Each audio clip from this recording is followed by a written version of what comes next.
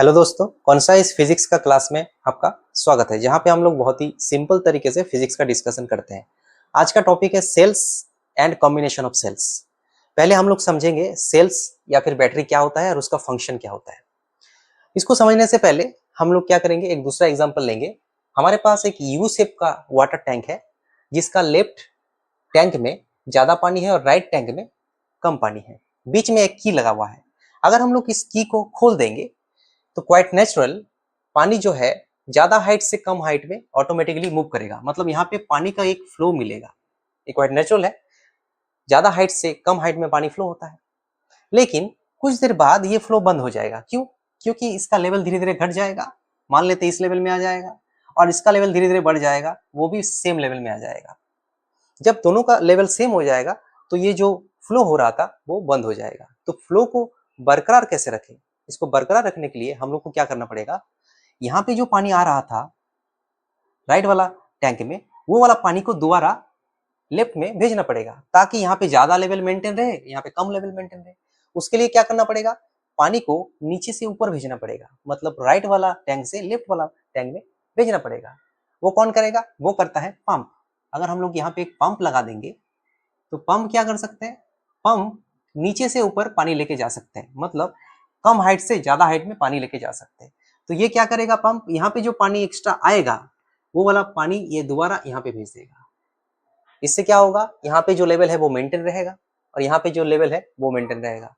तो क्या होगा, एक हाइट का डिफरेंस बना रहेगा, तो ये कंटिन्यूअस फ्लो नीचे बना रहेगा। तो सेम पंप का काम कौन करेगा? सेम पंप का रोल यहाँ पे प्ले करेगा बैटरी या फिर सेल्स। वो कैसे करेगा? हम लोग एक बल्ब जलाने के लिए एक बैटरी के साथ इसको कनेक्ट कर दिया। बैटरी का दो प्लेट्स होता है, एक पॉजिटिव प्लेट्स और एक नेगेटिव प्लेट्स। इसको हम लोग हाई पोटेंशियल प्लेट, इसको लो पोटेंशियल प्लेट बोलते हैं। सपोज इसका पोटेंशियल +2 है, इसका -2 है, तो अभी डिफरेंस कितना है दोनों के बीच में? 4 वोल्ट का डिफरेंस है। यहाँ पे जो पॉजिटिव चार्जेस है उसमें से मान लेते एक चार्ज इधर आया, इधर ऐसे करके फ्लो होगा, फ्लो होते होते वो यहाँ पे पहुंच जाएगा। तो यहाँ पे जो पॉजिटिव चार्ज कम हो गया उसके लिए पोटेंशियल भी घट जाएगा, और यहाँ पे ये पॉजिटिव चार्ज नेगेटिव प्लेट में नेगेटिव चार्ज को न्यूट्रल करेगा, तो यहाँ पे नेगेटिव चार्ज का भी कमी होगा। मतलब यहाँ पे नेगेटिव पोटेंशियल भी घट जाएगा, यानी ये +1 हो जाएगा, ये -1 हो जाएगा। अभी कितना डिफरेंस बचा दोनों के बीच में? 2 वोल्ट का। फर्दर चार्ज जाएगा तो ये 0 वोल्ट हो जाएगा और ये भी 0 वोल्ट होगा। तो दोनों के बीच में कोई भी पोटेंशियल डिफरेंस नहीं रहेगा। जैसे ही पोटेंशियल डिफरेंस 0 हो जाएगा तो कोई भी फ्लो बंद नहीं रहेगा, यानी बल्ब नहीं जलेगा। तो बल्ब को अगर कंटिन्यूअस जलाना है, यानी फ्लो को अगर कंटिन्यूअस बरकरार रखना है, करंट कंटिन्यूअस हमें चाहिए, तो क्या करना पड़ेगा, ये जो चार्ज आया लो पोटेंशियल में उसको वापस हाई पोटेंशियल में भेजना पड़ेगा। वो कौन कर सकते हैं? वो बैटरी कर सकते हैं। और उसके लिए कुछ एनर्जी खर्चा करना पड़ेगा, because this is not natural. Plus से माइनस यानी हाई से लो चार्ज ऑटोमेटिकली फ्लो होगा, लेकिन लोअर पोटेंशियल से हाई पोटेंशियल में चार्ज को भेजने के लिए मेहनत करना पड़ेगा। कौन करेगा? बैटरी करेगा। तो बैटरी क्या करेगा, ये पॉजिटिव चार्ज को लो पोटेंशियल से हाई पोटेंशियल में भेज देगा। और इस दौरान लो पोटेंशियल से हाई पोटेंशियल में एक यूनिट चार्ज को भेजने के लिए जो काम करना पड़ता है बैटरी को, उसको हम लोग बैटरी का इलेक्ट्रोमोटिव फोर्स बोलते हैं। ये टर्म जो है मिसलीडिंग है, ये नाम इलेक्ट्रोमोटिव फोर्स है, लेकिन ये कोई फोर्स नहीं है। ये क्या है? Work done per unit charge है। तो किसी भी एक यूनिट चार्ज को लोअर पोटेंशियल से हायर पोटेंशियल में लेके जाने के लिए बैटरी जितना मेहनत करता है, काम करता है, उसको हम लोग उसका इलेक्ट्रोमोटिव फोर्स या फिर ईएमएफ बोलते हैं। और हमें पोटेंशियल चैप्टर से पता है कि work done by charge is nothing but the potential difference, यानी इलेक्ट्रोमोटिव फोर्स का वैल्यू किसके साथ बराबर होगा? इस बैटरी का दोनों प्लेट्स के बीच में पोटेंशियल डिफरेंस या फिर वोल्टेज के साथ बराबर होगा। लेकिन एक चीज को हम लोग को ध्यान में रखना है कि ये जो पोटेंशियल डिफरेंस और ईएमएफ बराबर हो रहे हैं, कौन सा कंडीशन में होगा? जब सेल नॉन वर्किंग कंडीशन में रहेगा, ओपन सर्किट सिचुएशन में रहेगा। जब ये वर्किंग में रहेगा तो पोटेंशियल डिफरेंस जो है वो ईएमएफ के कंपेयर में थोड़ा सा कम मिलेगा। क्यों मिलेगा वो बाद में हम लोग डिस्कशन करेंगे। अभी बात करेंगे internal resistance of the cell के बारे में। ये क्या होता है कि बैटरी का जो मटेरियल्स होता है वो भी करंट के पाथ में थोड़ा सा रेजिस्टेंस प्रोवाइड करता है। इसी को हम लोग इंटरनल रेजिस्टेंस बोलते हैं। तो एक बैटरी सपोज है हमारे पास, इसको हम लोग ऐसे सर्किट में सिंबल के हिसाब से लिखते हैं। एक पॉजिटिव प्लेट होता है, एक नेगेटिव प्लेट है, ऐसे सिंबल में हम लोग सर्किट में लिखते हैं। तो इसके अक्रॉस में जो पोटेंशियल डिफरेंस होता है V वो इसका ईएमएफ के साथ बराबर होता है, लेकिन जब वर्किंग कंडीशन में रहेगा तब बराबर नहीं होता है। क्यों? क्योंकि इसका इंटरनल रेजिस्टेंस होता है। तो इंटरनल रेजिस्टेंस को हम लोग क्या करते हैं, उसी के साथ ड्रॉ करते हैं हम लोग, स्मॉल r, ये इंटरनल रेजिस्टेंस है, E मतलब ईएमएफ है। तो अगर इस बैटरी को अगर हम लोग कुछ एक्सटर्नल रेजिस्टेंस के साथ कनेक्ट करेंगे, एक्सटर्नल रेजिस्टेंस कुछ भी हो सकता है, एक बल्ब हो सकता है, तो इस सर्किट में एक करंट बहेगा। कितना करंट आएगा? I बराबर voltage V by total resistance means R plus R। तो यहाँ पे जैसे ही करंट जाएगा तो यहाँ पे इसके अक्रॉस में मान लेते इसको A पॉइंट और इसको B पॉइंट, तो VA माइनस VB मतलब टर्मिनल पोटेंशियल डिफरेंस, सिर्फ भी लिखते हैं, वो इप्सिलॉन बराबर नहीं होगा क्योंकि ये वर्किंग कंडीशन में है। तो यहाँ पे क्या हो जाएगा, epsilon minus I into R। थोड़ा सा क्या हो जाएगा, वोल्टेज ड्रॉप हो जाएगा, बैटरी के अंदर ही थोड़ा सा वोल्टेज ड्रॉप हो जाएगा। कितना हो जाएगा, E माइनस IR। अब इसको हम लोग कैलकुलेट कर सकते हैं, इप्सिलॉन कॉमन लेंगे, small r plus r, small r plus r minus r, ये हो जाएगा epsilon r bye small r plus r। ये हो गया वोल्टेज। तो यानी अगर किसी बैटरी के ऊपर 2 वोल्ट लिखा है तो वो 2 वोल्ट का पोटेंशियल डिफरेंस प्रोवाइड करेगा, मतलब उसको मेजर करेंगे तो 2 वोल्ट मिलेगा, लेकिन वो वर्किंग कंडीशन में जब रहेगा तब अगर मेजर करेंगे उसके अक्रॉस में वोल्टेज तो 2 वोल्ट नहीं मिलेगा, रिलेटिवली कम मिलेगा। कितना मिलेगा वो हम लोग इस फॉर्मूला के माध्यम से कैलकुलेट कर सकते हैं। अगर हम लोग टर्मिनल पोटेंशियल डिफरेंस और एक्सटर्नल रेजिस्टेंस के बीच में अगर ग्राफ ड्रॉ करना चाहते हैं तो इस इक्वेशन को थोड़ा सा मॉडिफाई करना पड़ेगा। इसको हम लोग कैसे लिख सकते हैं, epsilon by small r by capital R plus 1। तो V का जो मैक्सिमम वैल्यू होगा वो कितना होगा, V का मैक्सिमम वैल्यू तो E हो सकता है, E हो सकता है। शुरुआत में क्या होगा, अगर R का वैल्यू हम लोग 0 लेंगे तो R बाई 0 मीन्स इन्फिनिटी हो जाएगा, मतलब नीचे में पूरा इन्फिनिटी हो जाएगा। तो इप्सिलॉन बाई इन्फिनिटी मतलब 0, मतलब शुरुआत में वोल्टेज का वैल्यू 0 रहेगा, और जैसे जैसे हम लोग R का वैल्यू बढ़ाएंगे ये जो वैल्यू है वो मैक्सिमम वैल्यू की ओर जाएगा। मैक्सिमम वैल्यू मतलब कौन सा, इप्सिलॉन, मतलब ईएमएफ के बराबर होता जाएगा, लेकिन उसका बराबर नहीं होगा। वो कब होगा, V बराबर ईएमएफ होगा, कब होगा, जब R का वैल्यू इन्फिनिटी लेंगे, मतलब बहुत दूर। तो बहुत दूर तो हम लोग ग्राफ में प्लॉट नहीं कर सकते, इसीलिए क्या होगा, ये धीरे धीरे E के ओर अप्रोच करेगा, और अप्रोच करते करते ऐसे हो जाएगा।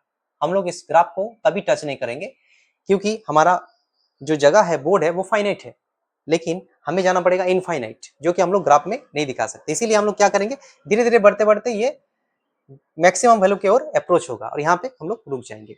अभी बात करेंगे कॉम्बिनेशन ऑफ सेल के बारे में। तो 1 बाय 1 हम लोग देखेंगे, पहले सीरीज कॉम्बिनेशन, उसके बाद पैरेलल कॉम्बिनेशन। तो जैसे कि आप लोगों को पता है, क्लास 10 में आप लोग पढ़े हैं कि सीरीज कॉम्बिनेशन का मतलब क्या होता है, बैक टू बैक कनेक्ट कर देना। तो हमारे पास एक सेल था, उसका ईएमएफ E1 था और इंटरनल रेजिस्टेंस R1 था, दूसरा सेल E2 और इंटरनल रेजिस्टेंस R2, दोनों को बैक टू बैक कनेक्ट कर दिया। और यहाँ पे हम लोग क्या किया, दोनों को पैरेलली कनेक्ट किया। अब दोनों को सीरीज में कनेक्ट करने के बाद ये दोनों का कॉम्बिनेशन जो बना उसको हम लोग यूज किया पावर देने के लिए, मतलब एक्सटर्नली एक कोई चीज को हम लोग कनेक्ट कर दिया, मान लेते एक रेजिस्टेंस को कनेक्ट कर दिया जिसमें हम लोग करंट भेजेंगे। तो अभी ये सर्किट में करंट कौन भेजेगा, दोनों मिला के भेजेगा, तो दोनों मिला के करंट बनेगा, ऐसे बनेगा, दोनों ही एक दूसरे को सपोर्ट कर रहे हैं तो करंट एक ही डायरेक्शन में बनेगा, ऐसे करंट बनेगा। और जैसे कि आप लोगों को पता है कि सीरीज में करंट जो होता है वो सेम रहता है सर्किट में, लेकिन वोल्टेज जो होता है वो बढ़ जाता है, मतलब इसके अक्रॉस में टोटल वोल्टेज कितना मिलेगा, दोनों का वोल्टेज ऐड करना पड़ेगा। ये बात को हम लोग को ध्यान में रखना है। तो यहाँ पे जो पहला सेल है उसके अक्रॉस में कितना पोटेंशियल डिफरेंस होगा, उसके अक्रॉस में पोटेंशियल डिफरेंस मान लेते V1 होगा, और सेकेंड सेल में टर्मिनल पोटेंशियल डिफरेंस मान लेते V2 होगा। तो R जो है एक्सटर्नल जो रेजिस्टेंस है उसके अक्रॉस में कितना पोटेंशियल डिफरेंस मिलेगा, वो कैसे पता चलेगा, हम लोग को क्या करना पड़ेगा। सो V बराबर हो जाएगा V1 प्लस V2, क्योंकि सीरीज कॉम्बिनेशन है तो सीरीज कॉम्बिनेशन में वोल्टेज शेयर हो जाते हैं, तो शेयरिंग जो वोल्टेज है उसको ऐड करने से टोटल वोल्टेज मिलेगा। तो टोटल वोल्टेज बराबर V1 प्लस V2।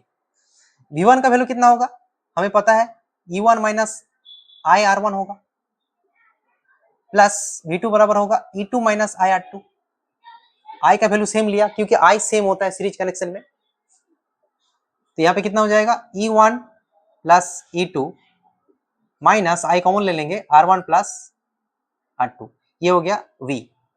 अब हम लोग क्या चाहते हैं, इसका एक इक्विवेलेंट सर्किट ड्रॉ करना चाहते हैं। इक्विवेलेंट सर्किट मतलब एक्सटर्नल रेजिस्टेंस सेम रहेगा, एक्सटर्नल रेजिस्टेंस जो है मान लेते R है, ये सेम रहेगा और इसके अंदर करंट कितना जाना चाहिए, I करंट जाना चाहिए, सेम करंट जाएगा, same external resistance same current जाएगा। लेकिन यहाँ पे क्या रहेगा, यहाँ पे दोनों सेल के बजाय सिर्फ एक सेल रहेगा जो कि दोनों सेल का काम करेगा।